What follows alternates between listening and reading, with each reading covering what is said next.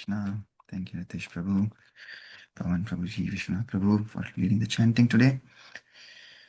Om Ajnanatimirandasya Jnananjana-shalakaya Chakshurunmilitam Yena Tasmai Shri Guruve Namaha. Nama Om Vishnupadaya Krishna Pristhaya Bhutale Srimate Bhaktivedanta Swaminati Namine Namaste Saraswate Devi Gauravani Pracharine Nirvishesha Shunyavadi Paschatya Deshatarine Jai Shri Krishna Chaitanya Prabhu Nityananda Shri Advaita Gadadhar Shivasadi Gaur Bhaktivinoda Hare Krishna Krishna Krishna Hare Hare Hare Rama, Rama Rama, Hare Hare. Hare Krishna, dear devotees, welcome. Jai Shri Prabhupada. We'll start with our prayer for this week, which is Shri Rupa Manjari Pada by Shri Narottam Das Thakur from Parthana. Yesterday Prabhupada was saying, music is the highest form of education, and the Sanskrit bhajans and prayers that we sing by our acharyas also can be sung in multiple melodies, as we have been singing different bhajans. So today we'll sing in a different melody, like Vrindavana Ramyasthan. Yesterday, Shamakarna Mataji was remembering that bhajan in our evening reading. So I thought we'll sing this one today in that meter. So this goes like Shri Rupa Manjari Pada Sei Mora Sampada Sei Mora Bhajana Pujana Sei Mora Pranadhana Sei Mora Bharana Sei Mora Jivanera Jivana Sei Mora Rasanidhi Sei Mora Vancha Siddhi Sei Mora Vedera Dharama Sei Brata Sei Tapa Sei Mora Mantra Japa Sei Mora Dharama Karama Anukula habe vidhi se pade hoibe siddhi nirakhibo e dui nayane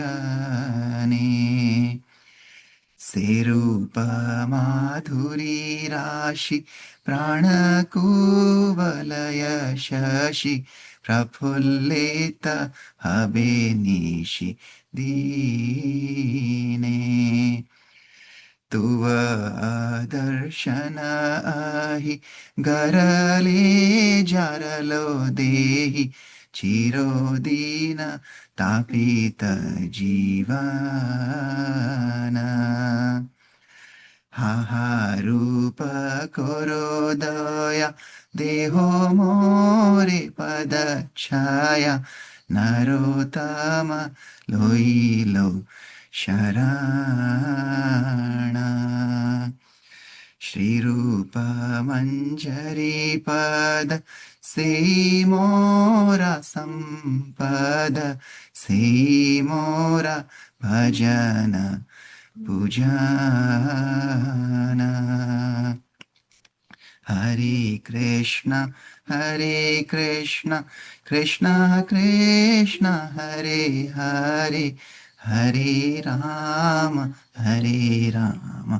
Rama Rama Hare Hare Hare Krishna Shri Prarthana ki jai Shri Narottam Das Thakur ki jai Jagatguru Srila Prabhupada ki jai. Okay, anybody for the translations this morning? I can read, Prabhuji. Hare Krishna. Yes, Leena Mataji. Krishna. The lotus feet of Shri Rupa Manjari are my treasure, my devotional service, and my object of worship. They give my life meaning, and they are the life of my life. They are the perfection of rasa. They are the perfection worthy of attainment.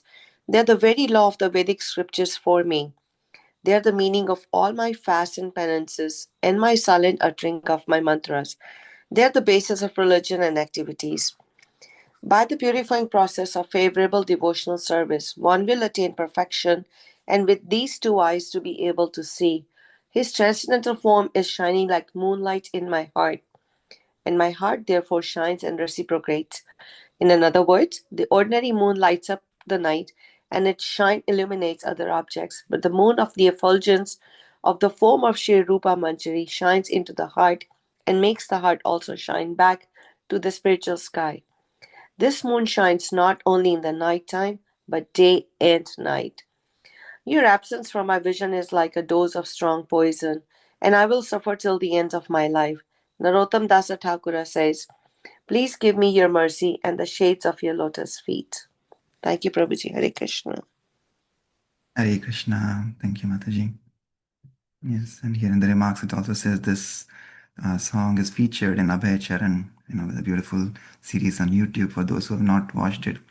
As we are reading this Prabhupada Leela Amrit, like when we watched this few many years ago, actually during the pandemic with our kids, and on YouTube, this is Bhakti Charu Maharaj, who was one of Prabhupada's disciples, very sincere, very loving disciple of Bengali origin. So his song is so sweet, like sugar candy. But he directed this series, Abhay Charan, depicting the entire life story of Srila Prabhupada. Of course, Prabhupada Leela is more elaborated as we are reading the book. But for those who have not watched the Abhay Charan series on YouTube, you should. So yeah, this song is featured there as Bhakti Siddhanta Saraswati Thakur was passing away. But yeah, just like as we sang this, there are multiple melodies. Many of our acharyas used to sing many bhajans in different melodies. Shri Raghunath Bhatta Goswami, he would sing every shloka of Srimad Bhagavatam in 4 or 5 different melodies. That is the power of music. And like we said, music is the highest form of education, as Prabhupada was saying yesterday. And George Harrison, how lovingly, in the mood of a humble disciple, he had surrendered to Srila Prabhupada. He was giving all credit to Srila Prabhupada. Prabhupada says, well, did you see my room? It is your house, but it is my room. And he says, no, this is Krishna's house, and it is your room, right? So you see, you don't have to be externally an advanced devotee. George Harrison, just by his demeanor, by his mood of surrender, he showed what a devotee is like towards an acharya. So, and I was remembering George Harrison nowadays because my boss at work, she lives in Atlanta, and she's a very very nice lady. So in her background, on her wall, she has George Harrison's picture. So every time I see her on a call, I get George Harrison's darshan in the background, and I tell her, this is he was such, and she is also a spiritual lady. She's a Christian, but yeah, I tell her about George Harrison, and she loves George Harrison. And I was remembering him yesterday, like we were reading. George Harrison has gifted Prabhupada the Bhaktivedanta Mener. Actually, if you say in Hindi, Mener, you can also say Man Or, right? So his Man is already going towards the Or of the Lord. Like Prabhupada was saying, Krishna is inspiring George Harrison from inside. He's giving hope to George Harrison from inside. So like that, his heart was already turned towards the Lord by the mercy of the Acharya, by mercy of Srila Prabhupada. So like if we read these Prabhupada's books, if we distribute these books, as Prabhupada said, our lives will be turned. So like that, his life was also turned, and his man was turned. Man chala Prabhu ki or. So that's why he gifted the Bhaktivedanta Manor or Mener, as we say. Okay, and Prabhupada installed the London Paris Ishvara deities yesterday. In that also, if we say in Hindi, Paris can become Paris. Like Prabhupada was saying, Krishna came to Paris because Paris is known for the most beautiful Paris on the planet. So Krishna came to steal the hearts of all the Paris, all the gopis. So that is London, Paris Ishvara ki jai. Okay, so we'll continue with Prabhupada Leela Amrit, the nectar of chapter 42. Where Prabhupada is developing Mayapur while being in London and Paris and all over the world, but his man is towards the Lord, Manor towards Krishna. So he is able to direct everybody from while even being in London. Okay, anybody else would like to read today?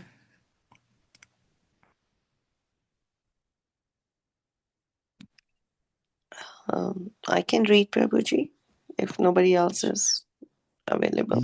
Yeah, go ahead, Mataji.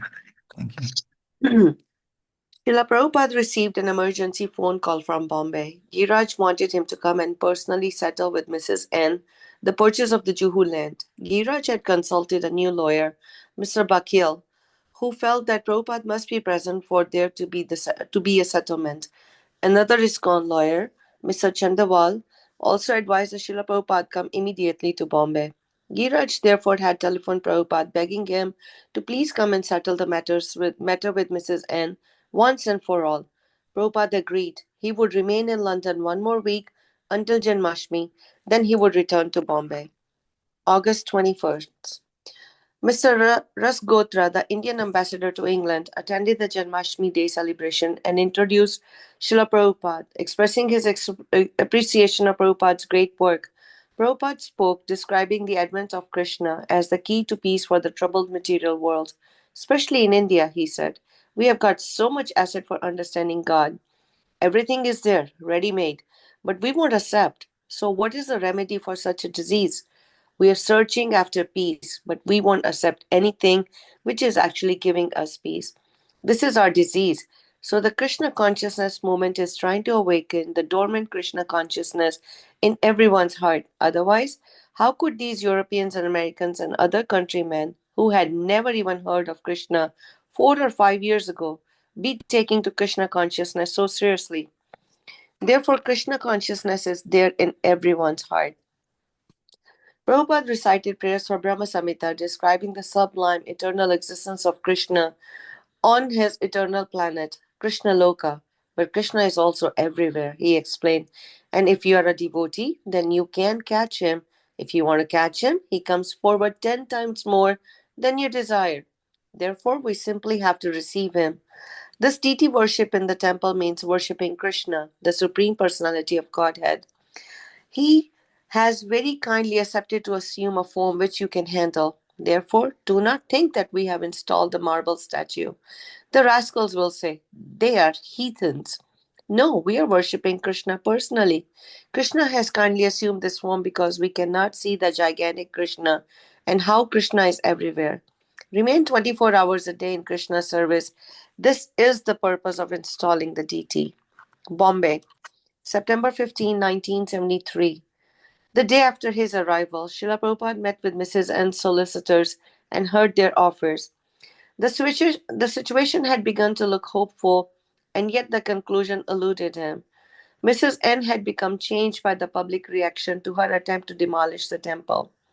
If Prabhupada would pay the full balance of 12 lakh of rupees for the land in one payment, she told her lawyer she would agree. Prabhupada was agreeable but did not want to arrange to collect his money until he was certain Mrs. N was actually serious.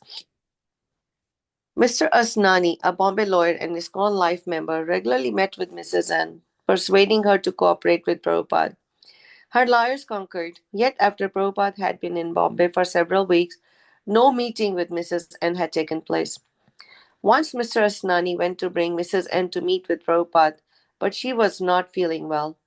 Day after day, Mr. Asnani would tell Prabhupada, Mrs. N will come tomorrow. Prabhupada became disappointed at the procrastination, and seeing this, his secretaries told Mr. Asnani that although they knew he meant well, they were inclined to have their other lawyers handle the case.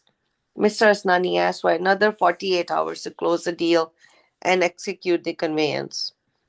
Mrs. N was at her other home, where she had just recovered from her illness. When Mr. Asnani visited Mataji, he begged, My Guru Maharaj is leaving tomorrow. If you don't come tonight, the problem with the land will go on another year. Mrs. N agreed, and around 9 p.m., she and Mr. Asnani arrived at the home of Mr. Bogi Lal Patel, where Srila Prabhupada was holding a program of Kirtana and Bhagavata discourses.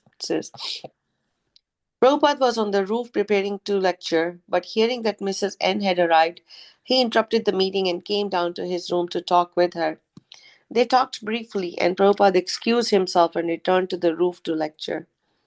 Around midnight, he returned to his room again. Mrs. N was still waiting. She burst into tears and bowed at Prabhupada's feet. I am sorry for everything I have done, she sobbed. Please forgive me. She promised to do whatever Prabhupada wanted. Prabhupada looked at her compassionately and understood her heart. "You're just like my daughter," he said. "Don't worry, I'll take care of you. I will see to all of your needs for the rest of your life." And Prabhupada said he still accepted the very terms she had proposed, that he pay the remaining balance of 12 lakhs plus 50,000 rupees compensation for the delay. Prabhupada and Mrs. N had set November 1st as the tentative deadline for the final signing of the conveyance. Shortly after the meeting, Prabhupada moved from Bogilal Patel's to the home of Mr. Sethi, where working intensely he tackled the remaining problems, such as getting C Company to withdraw their claim. Next, he moved to the home of Mr. C. M. Khatto, just 2 blocks from Hare Krishna land, where he lived in a summer cottage, a simple structure with a bamboo frame and chatai walls. Usually, conveyances had to be signed in the presence of the city registrar at his office downtown, but Mr. Asnani had arranged for registrar to come to Prabhupada's place. At 6:30 in the evening, Srila Prabhupada was seated at his low desk between two windows, his back against the wall. Mrs. N and her lawyers, the registrar, Mr. Asnani, Mr. and Mrs. Sethi, and about 8 devotees were present, and the full room grew warm and stuffy. Mrs. N sat at Prabhupada's right as the registrar prepared the papers for the signing. Srila Prabhupada sat gravely. The room was silent, except for the sound of papers rustling and a pen scratching.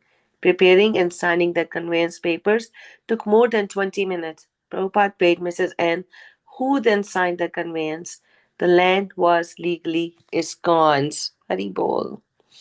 Giriraj, the room was hushed during the signing, and everyone felt as if a momentous event was taking place, just as if two great world powers were signing a treaty.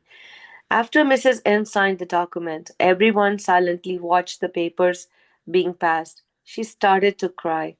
Tamala Krishna Goswami quietly asked her why she was crying, and Mrs. N replied that just a day Mr. Matar had come and told her that he had found a buyer for the land of many more lakhs that we were actually paying. Actually, as we were watching Mrs. N, we were thinking that she must be remembering all the events that had taken place, the wrong she had done, the death of her husband. It was very intense, like a combination of months of struggling. So, for Prabhupada, the devotees and Prabhupada's well wishers, their dreams and desires and efforts over the past many years were being fulfilled. Srila Prabhupada asked that the devotees inform the newspapers, and he invited everyone into the hall outside his room for a feast.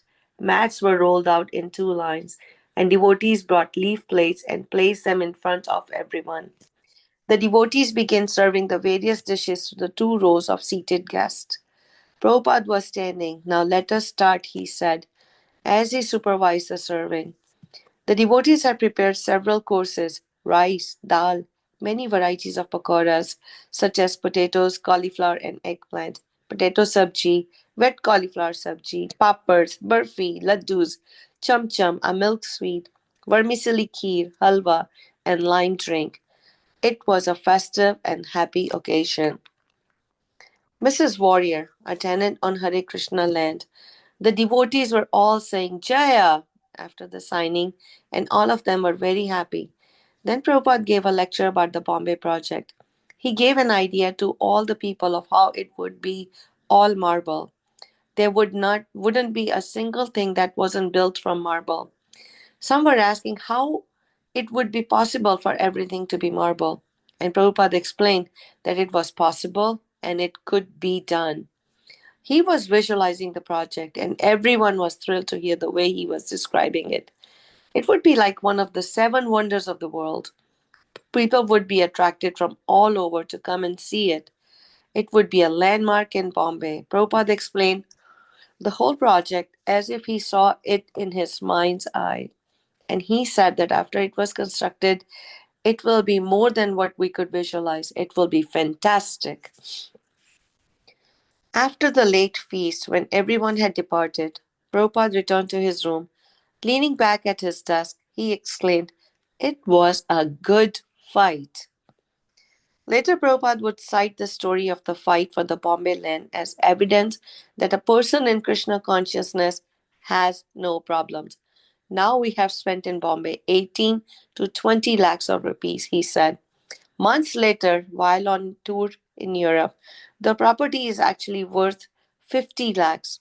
People are surprised and some of them are envious.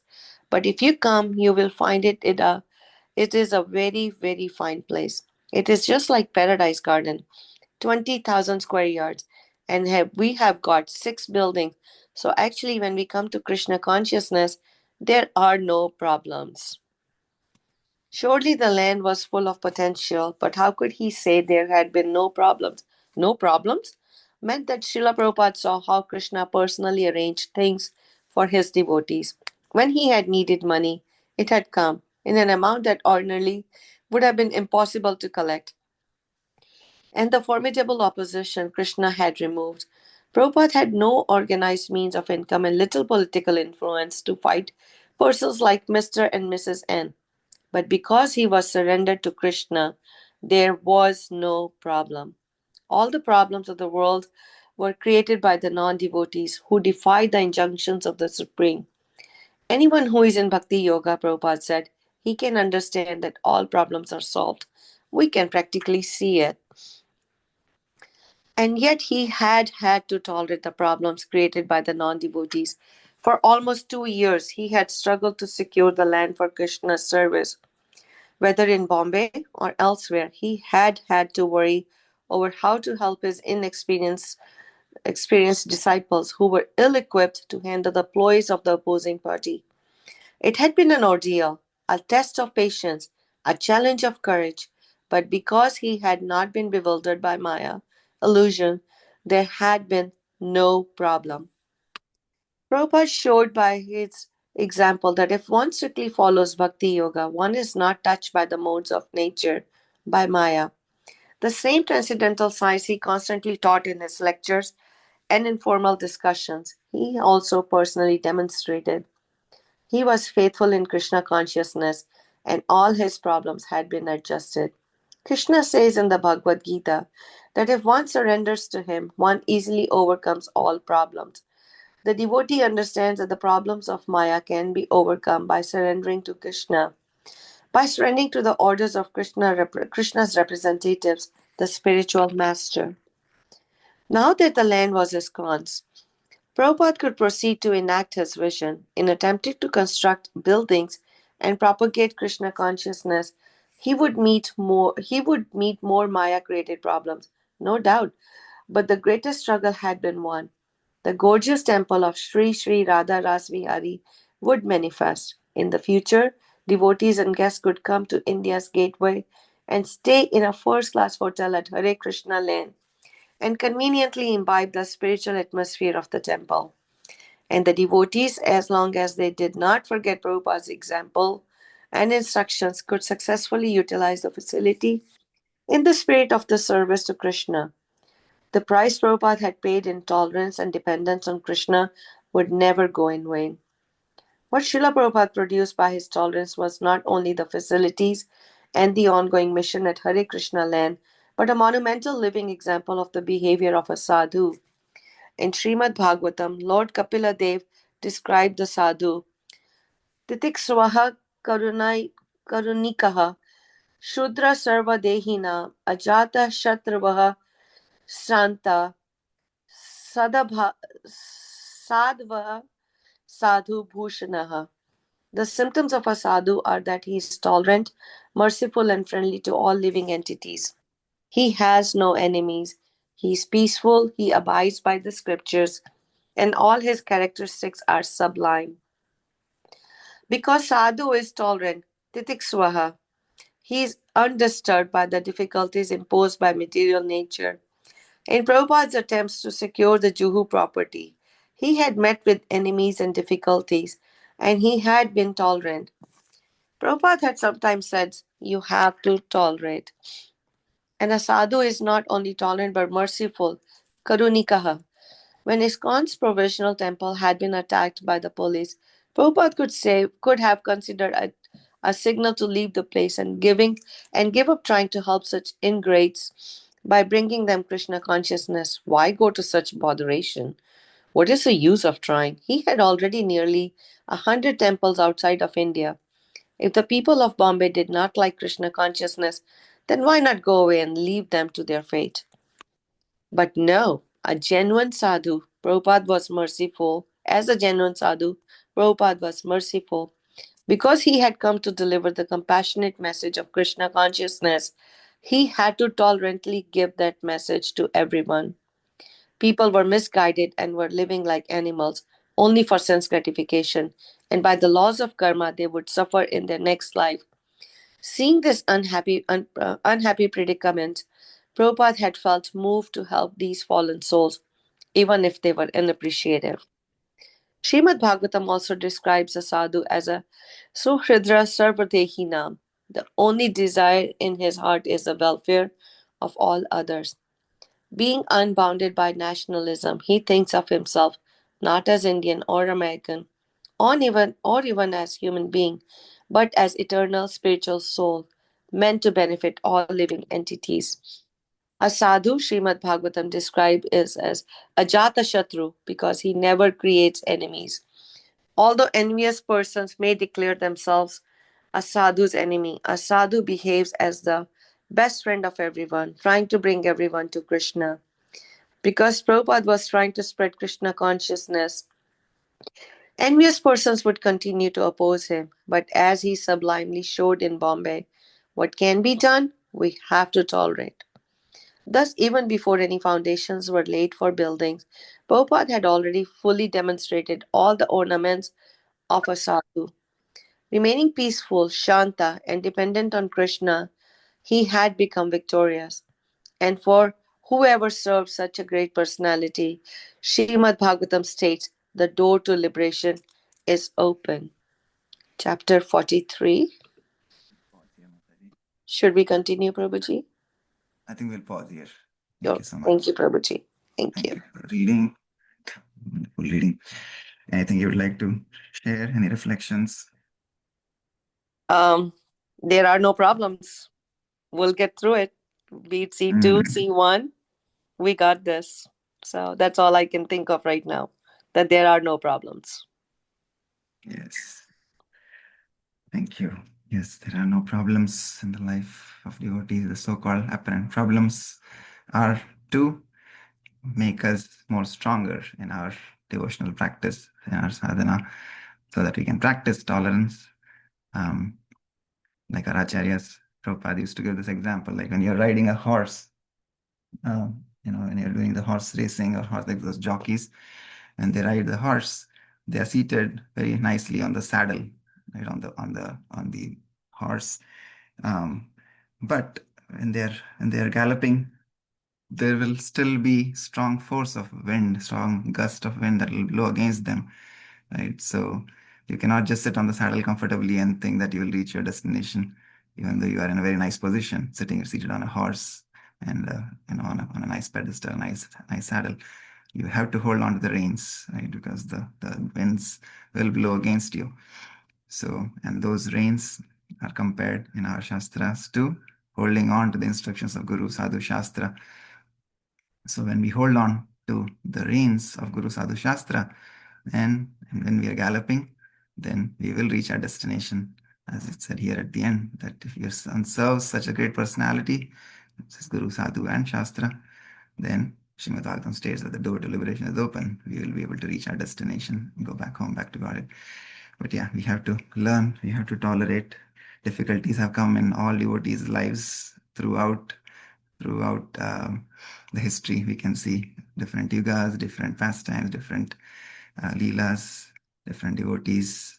Everybody has gone through problems, and they have only come out stronger from those problems, because those who are surrendered to the Lord, ultimately, they know that whatever is coming their way is also the Lord's mercy. The Lord is sending those so that He can make us more stronger in our determination.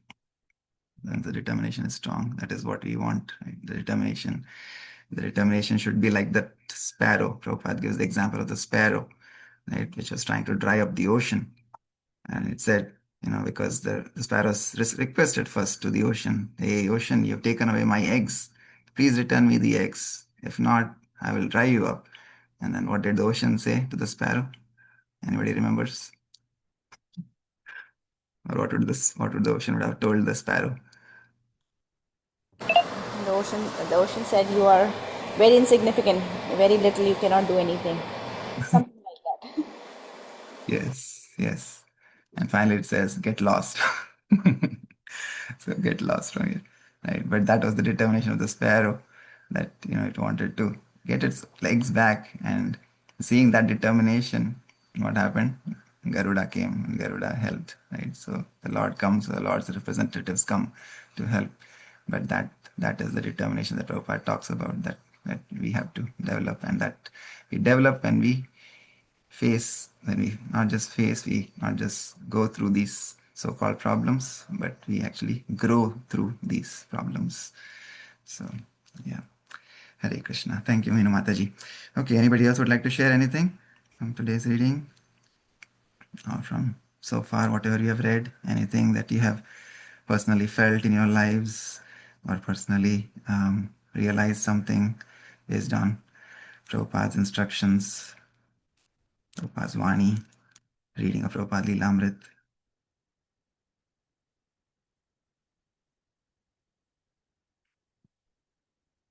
Okay. So let's see who all are we have on the call today. We have 14 devotees. Anybody else would like to share anything? You've not heard from Shriya Mataji. You've been missing for some time. You came back yesterday. Anything you'd like to share, Shriya Mataji?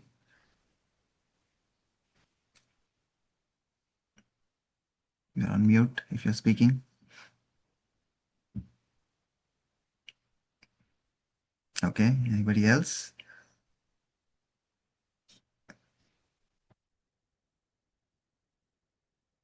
All right.